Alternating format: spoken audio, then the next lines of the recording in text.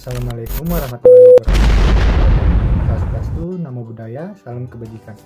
Perkenalkan teman-teman, saya Rahmat Christopher Pohan, Prodi D3 KBN, Politeknik Keuangan Negara STAN, kelas 404, nomor absen 25. Dalam video kali ini, saya akan ditemani oleh ibu saya. Saya akan menjelaskan sedikit mengenai praktik penganggaran negara bagian review baseline. Apa sih yang dimaksud dengan review baseline? Sebelum masuk dalam review baseline, ada dasar-dasar yang perlu kita ketahui. Nah, apa saja itu? Yang pertama yaitu KPJM. Apa itu KPJM? Yaitu proses penyusunan anggaran yang dilakukan dengan memperhitungkan kebutuhan anggaran dengan perspektif lebih dari 1 tahun dengan mempertimbangkan implikasi biaya dari pelaksanaan kebijakan dimaksud pada tahun-tahun berikutnya. Perlu juga diketahui bahwa KPJM ini dipengaruhi oleh 3 hal, yaitu inflasi, akres, dan kurs, di mana dasar penggunaannya adalah berlanjut atau tidaknya indeks KPJM. Dan juga ada asumsi yang harus dimengerti. Contohnya, T yang melambangkan tahun anggaran berjalan, contohnya tahun ini adalah 2021, T+1 yaitu tahun yang direncanakan, contohnya 2022, T+3 tahun 2024.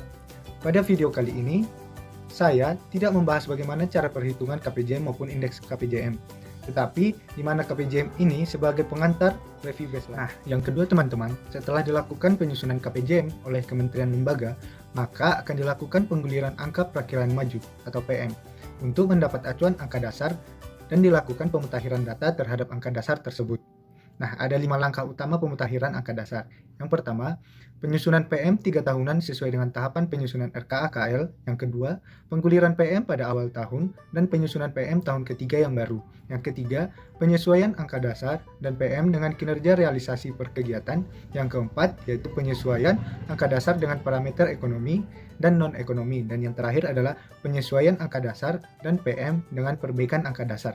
Nah, setelah dilakukan 5 langkah di atas, maka akan dilakukan review baseline. Nah, teman-teman, sudah jelas latar belakang review baseline dilakukan, maka kita akan masuk terhadap review baseline. Review baseline. Review baseline adalah kegiatan menganalisis angka perakiraan maju atau KPJM yang telah disusun oleh kementerian lembaga untuk menghasilkan indikasi awal atau ancar-ancar kebutuhan anggaran tahun anggaran yang direncanakan dan disertai target kinerja tertentu yang telah diharapkan. Nah, terus yang melakukan review baseline itu siapa? Biasanya, review baseline ini dilakukan oleh Direktorat Jenderal Anggaran pada bulan Februari sampai Maret. Dapat dilakukan secara online maupun tatap muka. Dan dapat juga dilakukan dengan mengundang lembaga lain yaitu Bappenas dalam melakukan review baseline. Apa sih yang dilakukan Ditjen dalam lingkup review baseline? Yang dilakukan oleh Ditjen Anggaran ada 3 hal. Yang pertama, tinjau ulang belanja operasional. Nah, dalam langkah pertama ini, dilakukan peninjauan terhadap output layanan perkantoran dan layanan sarana dan prasarana. Langkah-langkahnya yaitu, apakah alokasi anggarannya sudah cukup untuk 1 tahun? Karena kalau tidak cukup, maka tidak akan terjadi optimalisasi anggaran. Nah, yang kedua, kalau terjadi kekurangan alokasi, harus dapat diidentifikasi apa penyebabnya. Nah, yang ketiga, yaitu pastikan juga PM T+1 itu tidak memuat belanja pegawai transito dan barang transito. Yang keempat, periksa juga tahun anggaran sebelumnya atau T-1.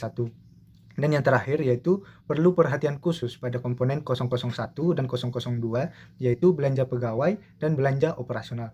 Nah, yang kedua adalah tinjau ulang belanja non-operasional. Nah, kalau langkah sebelumnya kita telah melakukan tinjau terhadap belanja operasional, agar balance kita juga harus meninjau non-operasional Satker.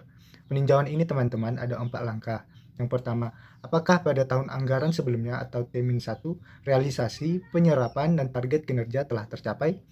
Yang kedua, pastikan juga kalau perakiraan maju tahun anggaran T+1 untuk belanja non-operasional tidak memuat unsur-unsur alokasi anggaran, output cadangan, dan dana optimalisasi DPR.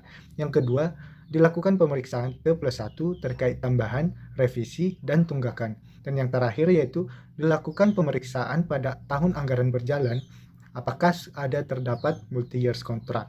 Dan yang terakhir teman-teman, yaitu tinjau ulang terhadap usulan output atau komponen baru. Dalam hal ini, dia sebagai pihak yang berwenang berhak menyetujui ataupun menolak usulan tersebut apabila terjadi penambahan alokasi anggaran. Apabila terjadi penambahan alokasi anggaran, maka DJA akan menelah resource envelope yang akan diterima dari Ditjen Penyusunan APBN, lalu akan mengambil keputusan apakah dapat disetujui ataupun ditolak. Dan DJA akan menyetujui apabila dana berasal dari realokasi dari komponen lain yang sudah ada sebelumnya. Sekian teman-teman, penjelasan singkat saya terkait review baseline. Terima kasih.